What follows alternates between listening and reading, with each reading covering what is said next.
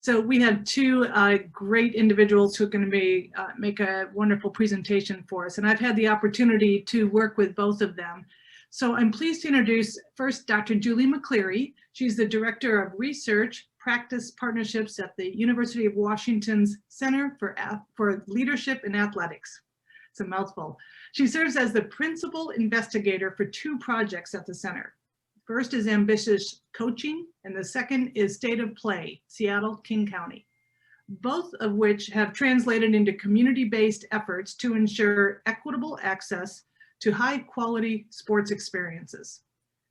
Julie also teaches both master's and undergraduate students in courses, and prior to joining UW, she ran a consulting business, worked in the education policy field, was a high school teacher, and was on the U.S. national rowing team as both an athlete and a coach. Joining Julie is Bookie Gates. Bookie is an action-oriented, vision-driven servant leader and a lover of all things baseball. He has dedicated his life to making strategic change and impacting organizations through advancement towards their purpose. He has devoted much of his life to sports, which he sees as a deterrent to the systems of violence and criminalization in this community.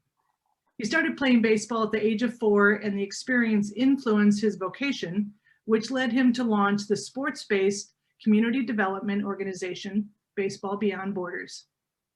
This organization serves Black and Indigenous youth and families in Seattle and surrounding neighborhoods through skill development and life enrichment.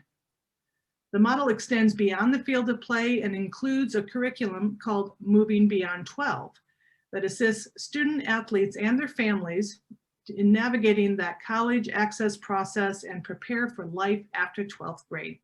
So with that, I will turn it over to Julie and Bookie and look forward to the presentation. Welcome. Beth, thank you so much for the warm introduction. Also, thank you for the invitation for allowing the King County Play Equity Coalition to come and present. And thank you, Rotarians, for allowing us to share this space with you this afternoon. As my great-grandmother, Big Mama as we call her, Rosabelle Hendricks would say, baby, it's better to be seen than viewed. And so I'm appreciative of being in this space. I'm obviously needing and wanting the connection, but yet we're doing it virtually, so we're good. As Beth had mentioned, I'm a lover of all things baseball, so whatever you see, you'll probably hear me use metaphors and phrases around the sport. I did attend Washington State University, so for those that attended the school on the other side of Montlake Cut, I forgive you, Trish, you're an inspiration. You know, the story was powerful. Your story is just like many others, and I commend you for the work that you're doing to continue to elevate women. And I think it's important because my grandmother, Ida Gates, also experienced something very similar back in Tennessee as a young girl who just desired to not just be limited to softball, but wanted to challenge those boys in baseball. And she did. And so I'm grateful for that. You have paved the way. So given that, Trish, I think we're talking about this notion of pain, passion, and purpose. And so when you look at this slide, you see that there's this historical notion. And in that image, you see a little old kid right at the front with that finger pointing up. That is me. That is myself back in '83. But what's more important is that that individual standing at the very back right, that is my father. That is my father, Ron Gates. I give homage to him. He's given me the skills and the talents to do everything that I had to do. He was a great tennis player. But this pain, this passion, and this purpose obviously has been fueled through intergenerational support. And given all that, it really sees how we pass down this generation. But what happened to me is we had a thriving community in the Central District, and baseball and other sports were active, right? Recreational play was available to us. But at some point in time, we were stripped away from community. The play wasn't always accessible. There was the pay-to-play model started to take heed. We started to specialize in one specific sport. While it's fine that we have that, we also neglected and created greater disparities and further disenfranchised many communities. And it was my own pain that forced me to go play over in Bellevue, to be stripped away from my community, to experience baseball at a higher competitive level, which I'm grateful for because it gave me the opportunity to do the things that I did back at Washington State, but also playing in the professionals. It still created disparities because I looked back home and I looked at my peers, I looked at my colleagues, and they also didn't have that same opportunity. And so that is why it further gives purpose to the state of play and why we want to address some of the inequities in sport and play. The King County Play Equity Coalition has established a coordinated multi-tier approach strategy to address these disparities in sport and play, but specifically physical activity and the recreational-based services across our region. We're not just limited to Seattle. These numbers we are seeing are disproportionate, but yet they also are racially predictable. Today, our work centers on how we look at systems level change to improve and enhance the physical, social, and emotional well-being of youth and families within Martin Luther King County. So we talk about kids who are physically active have healthier futures. This image behind you also, you may not see that person on the left. That's not me. That is actually my father 34 years later, talking to a group of young kids. And it's really about just this ability to create intergenerational wealth, intergenerational well-being is what I really want to say. So really what I'm hoping out of this conversation is, one, you understand the what and the why behind the who. Who is the King County Play Equity Coalition? What is their work? Not just about Bookie and not just about Julie, but about the coalition. We also want to make sure that you understand that numbers tell a different story within play and within recreation. And finally, we want to make sure that you understand what is the collective impact. Kids who are physically active, as the screen shows, one, perform better academically. Two, they have improved health behaviors or behaviors in themselves, but not to mention they also have better attendance. Not just solely the academic attendance, but the presence that they show up in community. Their well-being is there. This physical activity is a proven way to see mental health increase. This physical activity serves as a protective mechanism against the illnesses and infections. It boosts immune systems. We're talking about resiliency, the anxiety reduction, depressive symptoms that may present themselves. And it's important that we see how this work continues to move along this intergenerational cycle from early childhood all the way to adulthood. And that is why I had to lead with the importance of a father, right? The importance of a mother, the importance of a guardian, some other caring adult. Because what you realize is that active kids become active adults who then turn to produce active kids, and the cycle then continues. So healthier kids lead to healthier communities. What's important too about this image right here is that as a lover of all things baseball, there's about 4 or 5 individuals in this photo back in 1983 whose children currently are playing baseball with Baseball Beyond Borders. That is part of the community that we're trying to build. And I think this is the same story that you see in many other aspects of sport, right? Whether that's soccer, basketball, you see this intergenerational cycle that continues to produce the civil individuals and those who are really about engagement in community. As the Aspen Institute has put out this in the project Play, active communities do better, right? There's smoke less, there's lower obesity rates that exist. There is some despairing numbers too, right? There's a larger CDC number in data that speaks to approximately 3 million fewer overweight or obese youth would take place if 100% of all youth were physically active. That also reduces a $35 billion direct medical costs that typically goes into how we produce because of the inactivity of physical nature. There's probably 57 billion productivity losses saved when you have active youth and active adults. And you see higher graduation rates. The numbers solely in King County also depict and show that if we had 100% of youths get active and stay active until they're 18, you're going to see probably a $966 million savings in direct medical costs. That's significant. But those numbers obviously tell a different story, because what we recognize is that in King County at this point, youth are moving not nearly enough, right?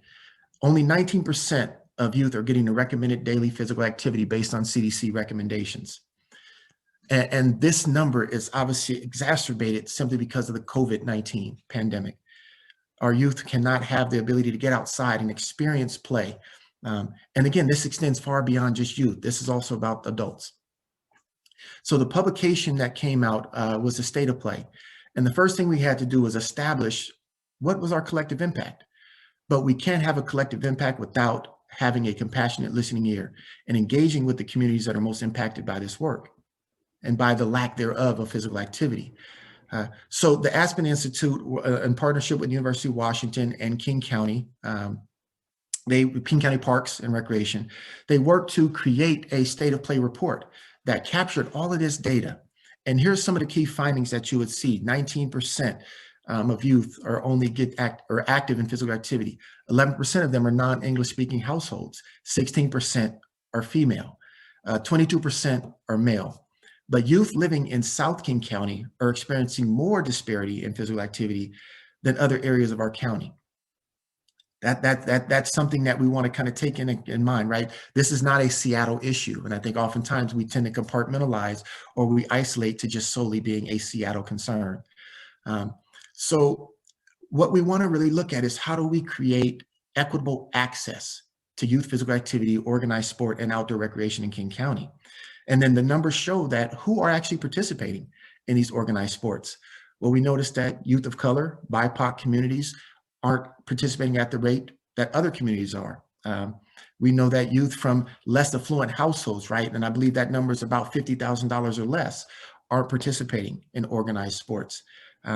And those who are limited English speaking or non-English speaking also are seeing a disparity in the access to play and recreation.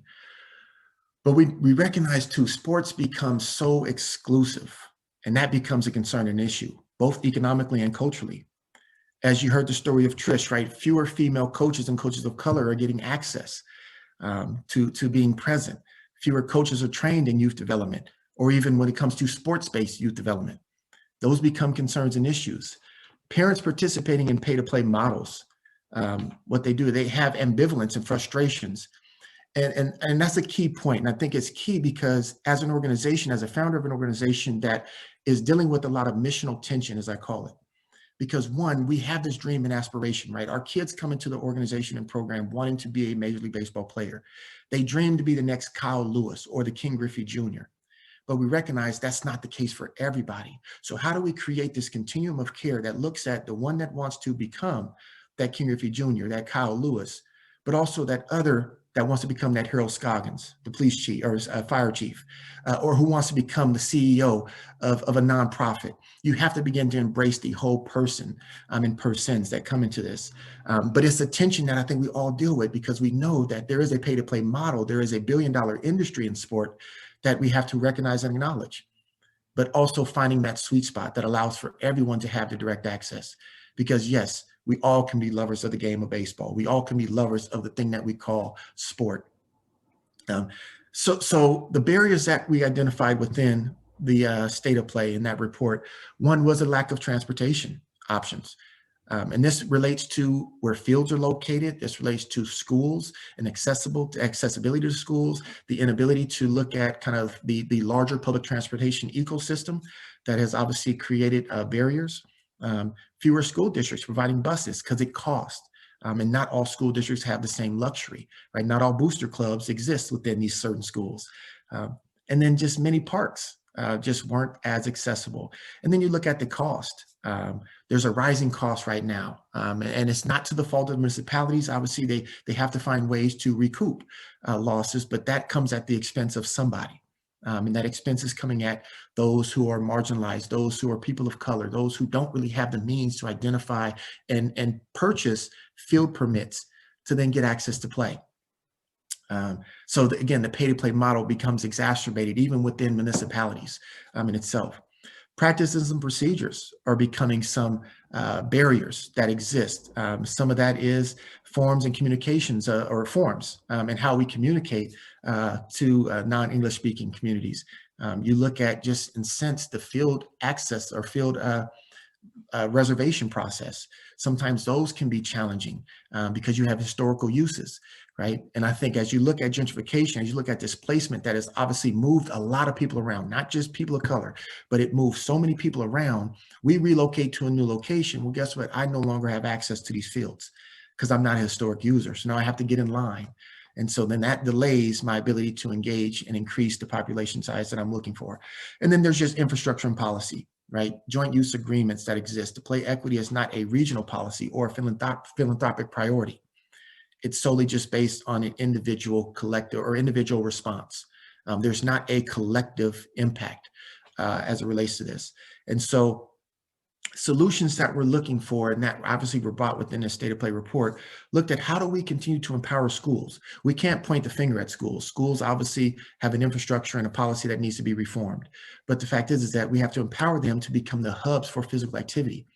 They offer physical education, they offer health education, they offer all these things that continue to uplift and increase the physical activity rates that obviously we're seeing disparities around.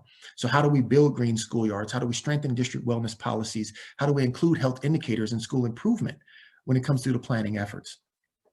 Other solutions are how do we develop a regional transportation strategy focused on youth and parks and playfield access, focusing on community centers and those local clubs, right? Local CBO clubs, the YMCAs, the Boys and Girls Clubs. How do we create a youth portal with quality rating systems that really looks at the quality of our work? Because we have to look at not just within the quantity of what we do, but in the quality of how we offer it. So how well do we serve? And what is the impact that we have? So we're in the process of developing equity toolkit for youth sports and recreation programs. And then we're hopefully looking to launch, and we're in the process of launching a public information campaign that can really put the focus on concepts on the importance of youth physical activity and sport that is for everyone, not just for the sum of its parts. So a quick timeline, because I know there's a bunch of questions that I want to make sure we get to. The State of Play began back in 2017 as an idea, right? This ideation that came out, and then we began to fundraise to help kind of build the foundation of where we're looking to go. Well, at that point in 2019 of September, we launched the State of Play report. It's important too to also recognize that we are in the process of codifying the coalition as a whole. So we had full meetings back in 2020. Obviously, the pandemic has obviously restricted us, so we've moved to a virtual space, but we continue to create ad hoc programs that looks at facility uses and access to COVID-related policies and advocacies and our COVID return to play. We can move on to the next slide, Julie. So as you can see, the working vision within King County Play Equity Coalition is where all youth, and particularly youth from historically underserved groups, experience the transformative benefits of play, sports, recreation, and physical activity. We're dedicated to challenging and changing systems. And I think that's part of the missional tension that I speak to, right? Because while we recognize the need to reform our systems and to come up with better options to support most marginalized communities, we also recognize we can't do that without also at the same time providing the system or the service provisions. We still got to be on the ground. We still got to do the work, right? Kids still need to be physically active. So I'm pleased to announce that we have now crossed that century mark of 100+ coalition members. We have some amazing organizations that are involved. That's the likes of Baden Sports to WIAA, Seattle Sports Commission, to name one. And that's a great partnership that I'm excited that Beth Knox and the team is able to establish and solidify with the Empower Play initiative. But we also have community-based organizations that may not necessarily have a background in sport, but has everything to do with the physical activity that's required, like African Community Housing Development. Just to name a few, but kudos to those organizations who have joined us. We're excited to continue to build on our collective impact within there. Obviously, the leadership team has currently serving in an interim capacity. We're looking to strengthen and broaden the leadership team, but you can see the diverse representation that exists amongst those 7. So we are looking to expand and bring in some new visionaries and new individuals that will get on the ground and do this work that we've been called to do. As mentioned, we've kind of have 2 focuses at this point, given where the pandemic has kind of limited our ability. But one is the action teams that have come together to kind of strengthen how we look at facility use and access to really support our COVID return to play processes, but also to focus on related advocacy around COVID and the pandemic, because we recognize we need these type of foundational elements. But also I'm pleased to announce that we've had funding to support collaborations. So we really put the work back into the community and allowed those community-based organizations, those sports entities, to work together collectively to, one, return to play, do it in a safe manner, but also build on the physical activity support that's required for those individual kids. And that also has to do with a lot of coaching capacity, We can't just focus on the individual without looking at our coaches or those caring adults that obviously are in the hands of them. What I call our forever coach, even our parents, because what we can do is we can strip a kid away from their home, but we send them back eventually at the end of the day. So how do we make sure that we're empowering all at the same time? So the call to action as we begin to transition into your questions, one is to spread the word, be an advocate. Is to bring others to the table, really talk about the role of play equity, talk about the importance of physical activity in our youth, our adults, and even in our lifelong learners. Become an organizational member.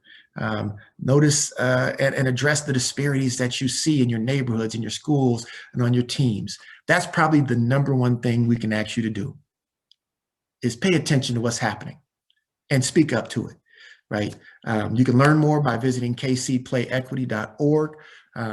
And we always will take investments, right? And this is not a pitch to look at that, but the investments go a long way as it relates to the resources and how we begin to partner and team up, whether that's coming directly through the coalition itself or finding that local sports-based community development organization in your own community, and charging and challenging them to support how we increase physical activity and the social emotional well-being of our most prized asset, and that is our youth. So again, Play Equity is looking at active kids, bright futures, and a healthy community. So again, we thank y'all for allowing us to share this space. I want to make sure we turn it over for questions, and we'll go from there. Bookie, awesome. Thank you so much. We have a lot of questions. We got like nine minutes. So we'll jump in. Thank you for being in this space with us.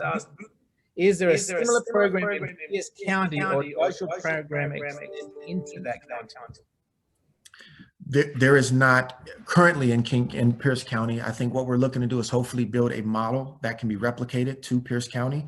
I think it's just a matter of connecting with those within the Pierce County community to begin to start their own state of play. So we're definitely open to have the conversation to speak to those in that those roles and positions. Okay. I hear him echoing, so forgive me for that. Forgive me for that. That's the first time. My question: how do we eliminate additional changes? The school chain charges for this participation. For some, costs make participation prohibitive. Great question. I think it's going to require more support from community and community voices being raised to ensure that we eliminate the additional charges that school districts charge. One of the things that Baseball Beyond Borders is doing, and I can only speak to what we do, is we actually have, I don't say cash grants, but we support and set aside certain amount of monies that go into these programs like Rainier Beach High School, Franklin High School, Garfield High School, and Cleveland High School to provide them with the needed equipment, so they don't have to worry about that. And so that will eliminate the extra cost. I think if more can take on a similar model, or even philanthropy can look at that, we can begin to address some of the additional causes and eliminate them so that we don't allow for the cost to be a prohibitive participating factor. Yeah, good. How has COVID impacted sports, especially? Julie, go ahead. Oh, I'm sorry, Julie, you want to jump in? Oh, I wanted to jump in just on two. Yeah. Related to cost. One is there actually was a bill passed last year, House Bill 1660, which reduced athletic fees for kids who receive free and reduced lunch, and that was a pretty big victory in the state. Like up until last year, the price of playing school sports had been increasing for everyone, and there's a huge gap, up to like an 80% gap between kids in school who receive free and reduced lunch who play sports and kids who don't receive free and reduced lunch. So the state is starting to take some action on that. It just has to get implemented. And then also I just wanted to note one of the big things that came out of the report that Bookie just mentioned is that a lot of times we see the solution to this as scholarships, but like what we heard over and over again is scholarships are not enough, because you still have sort of the transportation barriers and the sort of some of the cultural barriers, and it's not an individual level solution. It has to be a more systemic solution, not just about giving money to individual kids to be on individual teams, but really changing the whole system. Personally, it saddens me that we still have to have this conversation in 2021. Yeah. It just drives me mad, especially when you say like the state is just now, Really, the state is just now, right? Anyway, that's me editorializing because it frustrates me and it makes me sad. So good job for you two. How has COVID impacted sports, especially the underserved communities? Significantly, because you got to think about the ability to return to play or to get back out. We had to take in consideration and factor in families, right, and parents and aging adults and others who have underlying health conditions. And so that we recognize too that people of color or Black and Indigenous communities have had higher rates of COVID contractions. So that also had to keep in mind. So that really created a disparity because we just could not continue to be out there and expose others to it. And then there was other systemic issues that come into play that I think we continue to battle. And this was pre-COVID, that just access to fields, limited field availability, et cetera. But I believe we're on a return, and I think we are creating the conditions that are amenable for communities to get back into the physical activity. Yeah, and I would just add again that it really exacerbated the issues in that probably some of you even know folks who were flying to Idaho or Arizona for kids to play in tournaments, and that's only people who can afford to do that and who are willing to take those risks. And for many kids and families, that's just not an option. And so those kids have not had a lot of physical activity in a whole year. So I think that all the numbers we showed you have gotten drastically worse in terms of physical activity, and the disparity has grown for sure. When did this report come out? 2019, in the fall of 2019. Okay, I get it. Julie, may I ask you, can we take the slides off so we can go back to big picture? Yeah. Thank you so much. Now I'll ask my questions. That is awesome. Just a minute, and it reshuffled everything. I just saw a really good question. How do we expand spontaneous neighborhood sports where kids organize themselves to play after school or on weekends? We can't adultify the space. That means that oftentimes we have places where kids can only be here when they're accompanied by an adult. Let them play. Give them the space to get outside and just enjoy, right? So I mean, that's about the best way I can put it. Just encourage and create the space. I think we as adults have to create the space to allow the spontaneous play to happen in our own neighborhoods. Yeah, I get it, right? Movement is movement, organized or not. I get it. How do we increase access to select level leagues? I know that baseball players who want to participate in a select program are paying $3,000 to $5,000 per year for that program, plus travel costs, as you just said a minute ago. That's an unmanageable expense for most families, and yet recruiting, even for high school players, often happens at the select level, and so does the off-season play that helps players become more competitive. Comments. Heather, that's a loaded question, and I think there's probably not enough time for me to respond to that. I would say that the work within Major League Baseball and the RBI, Reviving Baseball in Inner City, is one way to address that, but we can have an offline conversation and we can communicate how we can, the real reason why we can reduce this cost to increase more access to baseball and softball. We use it synonymously. Thank you for highlighting the need for children and to access in play. Have you shared this presentation with the Seattle Public Schools and Seattle Teachers Association? Your presentation highlights another important reason to work cooperatively, get schools reopened so that children can access gyms and play fields as soon as possible. Yeah, can I go, Bookie? I also want to address Heather's question just really quickly, which is that the more the systemic answer to that is we've created a sports structure that is focused on 1% of the kids. Like 1% of high school baseball players go on to play D1 and get a scholarship. About 5% go on to all college. And we've created a structure that is only for them. And as Bookie said, that's going to be a few kids, but the other 95% of the kids have a system that doesn't work for them. So instead of just providing access to the pay to play, we want to change that and flip it upside down so that 95% of kids have programs that work for them, that don't cost $3,000 to $5,000, because that's not what they need. And on the school space, we 100% agree with you. And we haven't given this to the PTSA, but we do have a Seattle school board member on the coalition. And we've talked with them about the outdoor learning program that they're starting, and we agree like wholeheartedly. The Fields and Facilities Action Team is looking at how can we open up school spaces to be that hub for physical activity. And even outside of COVID, that's not happening enough. Gyms are closed, playgrounds are closed, fields are closed, and we need to figure out how those public spaces can be public a lot more of the time. Yeah, okay. Bookie and Julie, thank you so much for bringing this to our attention. Awesome, very interesting. An interesting corner of society that I don't know is that we always think about, but it's really worthy, particularly us with children. So thank you both for being here today. Very much appreciate it. Thank you for having us. Thanks for having us.